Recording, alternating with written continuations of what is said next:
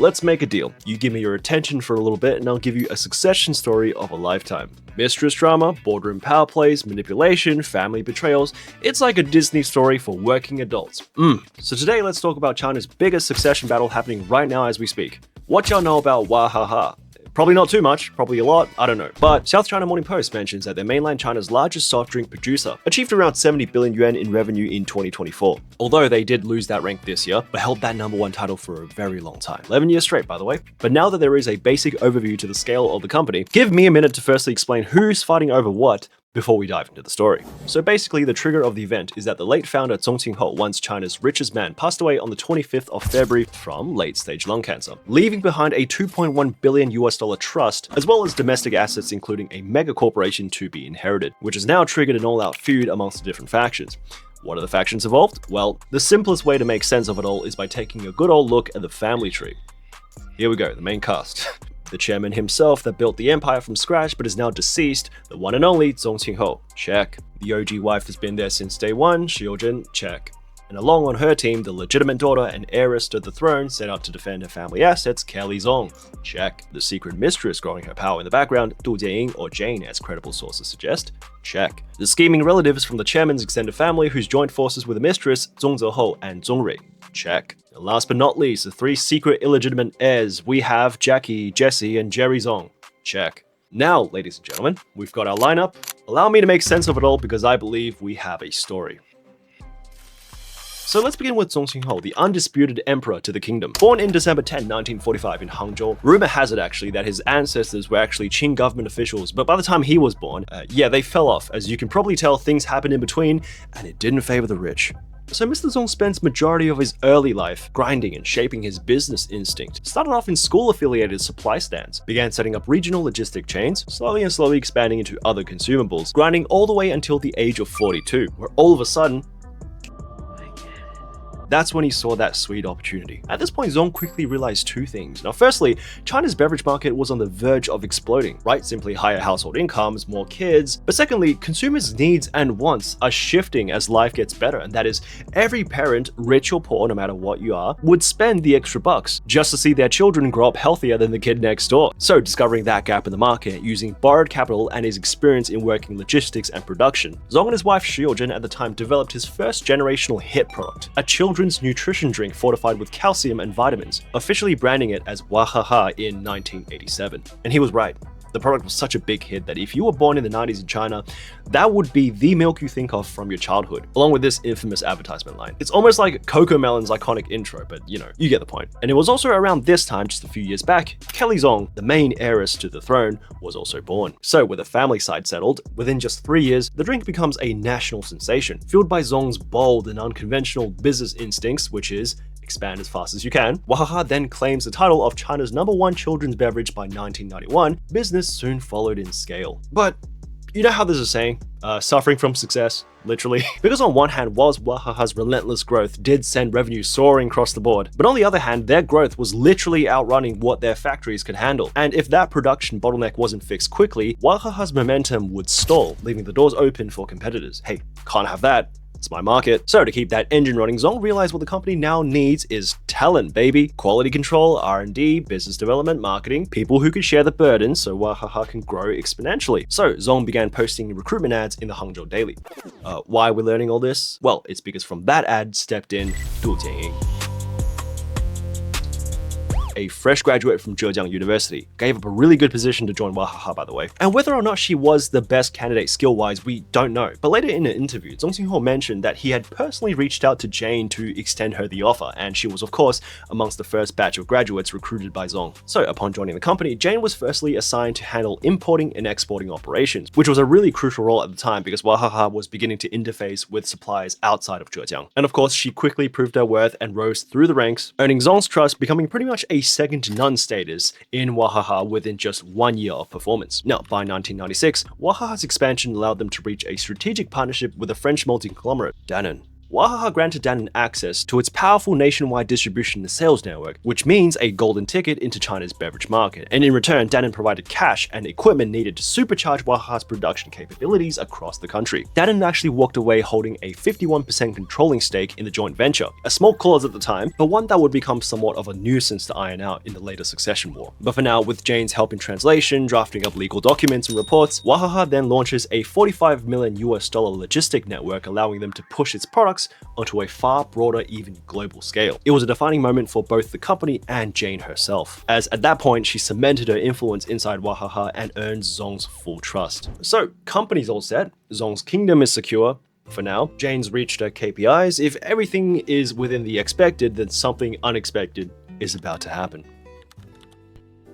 Now, in the same year, the company, Zong decided that in order to solidify its growth, key stakeholders and relevant executives must be upskilled to set the stage for a global expansion, right? Jane, along with Kelly Zong, the heiress, were both sent to study abroad in the US, where Jane enrolled in business administration training, although the real reason for her to be in the US was to serve as Kelly's legal guardian. Which then raises a particular question. Because Zong Qinghou, the chairman, had a little brother called Zong Zehou, Zong Jr., if we take a look at the extended family tree, who was already in the US, right? Already established as a businessman. So taking into consideration both his background and his financial capabilities, Zong Jr. serves as more than adequate to be Kelly's legal guardian. So why send Jane when Zong Jr. is clearly the better option? Well, the answer is because Zong had a really good reputation. Like seriously, public used to say that he was one of the last good billionaires remaining. And of course, that reputation wasn't built overnight, because for decades, Zong was admired for his discipline, humility, and he had the image of a devoted husband and father. And one of the more defining parts of that image was the fact that he only had one daughter, at least to the minds of the public. Even Kelly herself reinforced that narrative, proudly portraying herself as the sole heir to her father's legacy. But of course, as we all know now from the family tree, that was a lie. And to keep all this hidden difficult in China, yes, but in another country, well, that's a different story. So, in 1996, 30-year-old Jane Du gives birth to a child named Jackie Zong, and 2 years later, Jessie Zong soon follows. So in this part of the timeline, let's see, Jane firstly purchased a multi-million-dollar mansion in San Marino, California, and also gave birth to 2 out of the 3 ops that Kelly has right now, all whilst holding direct access to her family's money. Now Kelly, on the other hand, powerless to change the circumstances, focused on her studies, eventually graduating from Pepperdine University, and upon the full completion of her business degree, the heiress then returns. So upon Kelly's return in 2004 to the empire around the age of 22, Kelly joined Wahaha as an operations trainee and quickly worked her way up to general manager of Hangzhou Wahaha. Hey, what a corporate run. And of course, this is where we begin to see Kelly slowly rise to power. As she begins to appear more frequently in media events with her father, slowly but surely, Kelly was starting to actually build up the reputation of the one and only true heiress to the throne in the eyes of the public. But as dramas tend to go, a story is not complete without an antagonist in the game. Is Jane Du simply going to be a trophy wife tucked away hidden in a continent on the other side? The answer is a hard no. After all, she was building the company when Kelly was still running around in the schoolyard. Maternity leave is over, so let's get back to work. 2007, Jane brings her whole lineup of 2 sons and 1 daughter back to China. Oh yeah, we have another one, Jerry Zong. Although the rumors are so inconsistent with Jerry that some evidence suggests that Jerry was born in 2017, where Zong Qinghou would have been 73 years old at that point. Allegedly fathered Jerry with a housemaid, which if true, well done. Well done, truly. But we're going to be assigning Jerry as Jane's child for now, as according to Concord Academy, in which Jane is a trustee of, it is documented that she is the parent of the 3 CA graduates, Jackie, Jessie, and Jerry in 2023, so yeah. But upon Jane's return, she returns officially as the secretary of the party committee of Wahaha. That role is essentially the top Communist Party official within the enterprise that exists to make sure the company activities is aligned with party and national policy. So for some of my corporate viewers though, you may think of this as a politically empowered chief compliance officer. Close enough. And in October the same year, Jane launches her first plan of attack. Enterprise Resource Planning Project, short for ERP. Now at that time, Wahaha's scale had exploded to over 60 factories and 20,000 employees, and distributions of that scale stretching across China without an updated ERP means most decisions still relied on manual reports and mostly Zong's intuition. And Jane of course saw that as unsustainable, which is the reason on paper, but why this is actually important to her is because ERPs are designed to cover the entire company, which means the subsidiary managed by Kelly Hangzhou, would also be affected by this project. So on one hand, internally, the ERP became a symbol of Jane's managerial power, as Zong pretty much entrusted her to lead this modernization project. But on the other hand, gaining control of this flow of information across the entire business allowed her to gain more visibility than she ever did into every department's data. And that was also a strategic move that would prove crucial, as this opens up the scope for her to place her key confidants, allowing her to gain effective control in the distribution and logistics network within Wahaha. So Jane ends her round with Kelly on the defensive. Back on Kelly's side, after working just as hard to secure her own footing in the vast empire, how could she possibly allow the ever-lingering stepmother, who Kelly no doubt has bad childhood memories of? Remember, from her perspective, she used my family's money, gave birth to my ops, backstabbed my mother, and now she suddenly descends from nowhere telling me what to do. I don't think I'm gonna let that slide. So Kelly fires back, quietly pulling the strings behind the scenes that eventually led to Jane's dismissal. And from Jane's perspective, that was inevitable, as the company cannot allow having two people serving as the right hand of the chairman at the same time. And it was clear which one had more favor after all. Blood relations beats all, even if low-key Jane was the reason why Wahaha got to where they are today. But this cheeky little maneuver, a lost title, meant nothing to Jane, as by now, she was already deeply embedded within the Wahaha structure. The illusion of peace, however, between the two did shatter, and in response, Jane grew bolder and more aggressive than ever.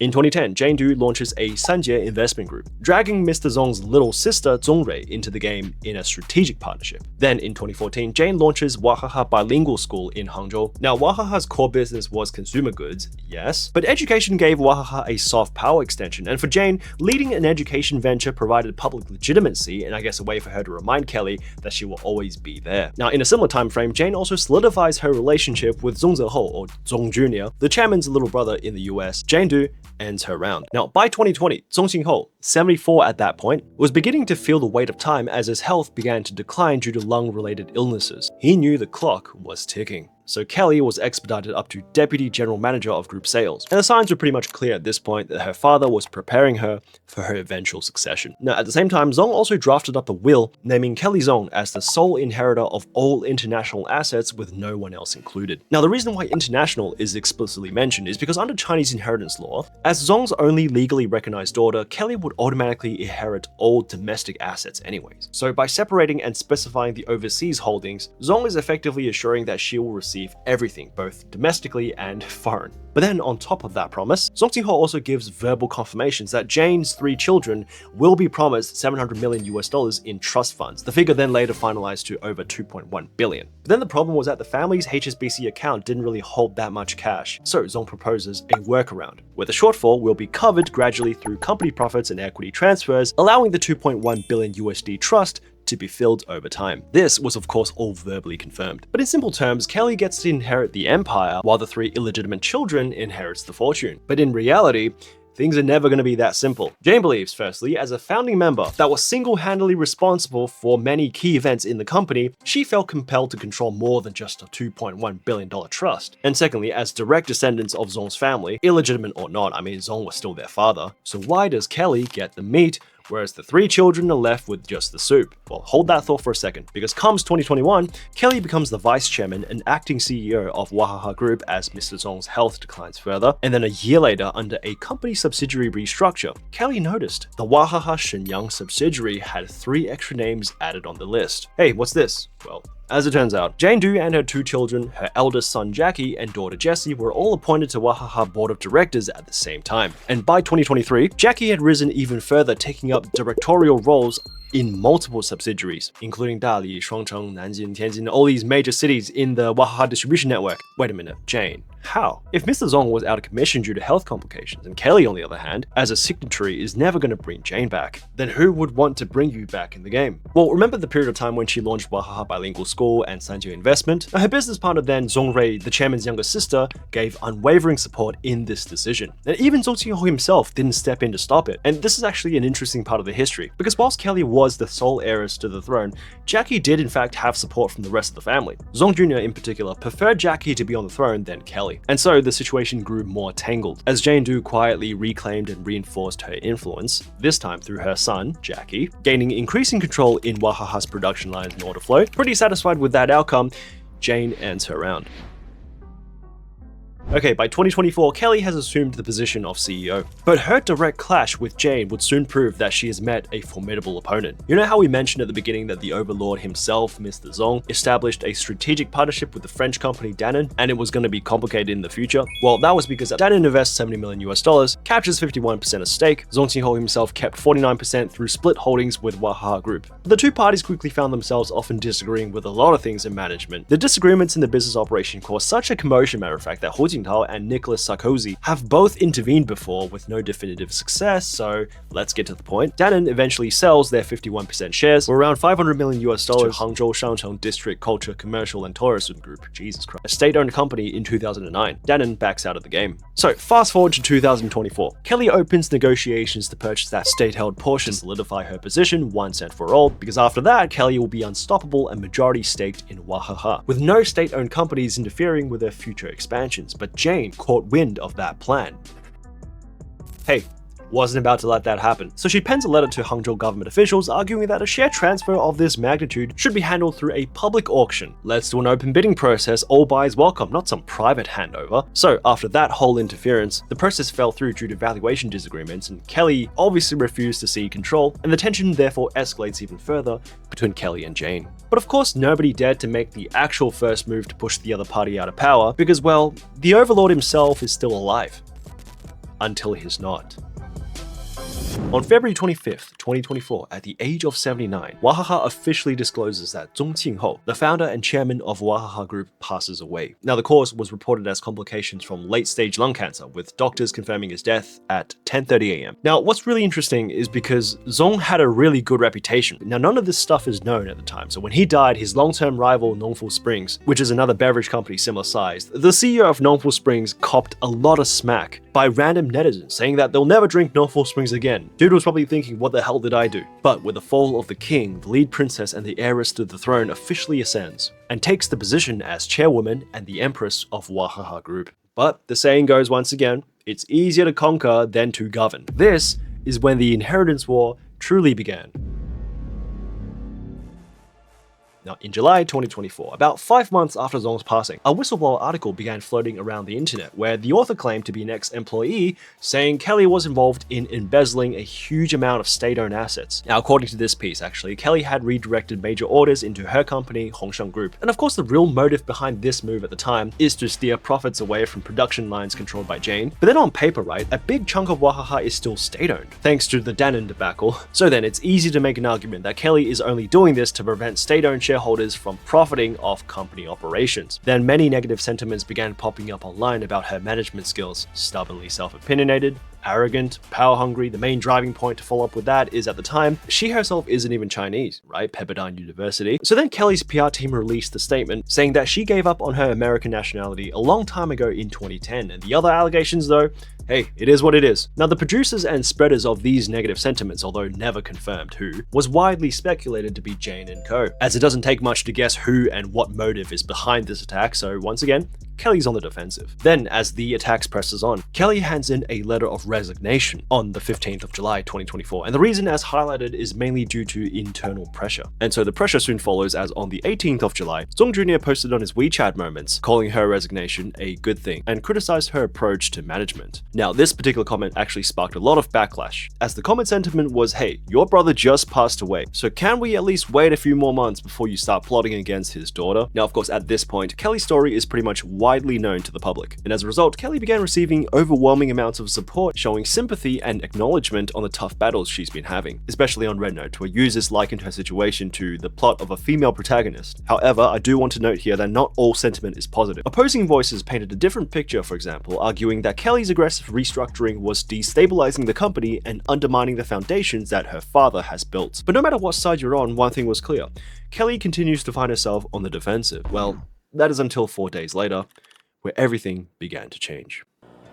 Now, as it turns out, after 4 consecutive days of negotiations, Wahaha rejected the letter of resignation. Under shareholder request, Kelly resumes her operations and posts a declaration to the public. Reason is followed, skipping a few pleasantries. To ensure the company's stable and healthy development, after friendly consultations amongst shareholders, Miss Zong Fuli, Kelly Zong, has decided to continue to perform relevant management responsibilities for the Wahaha Group.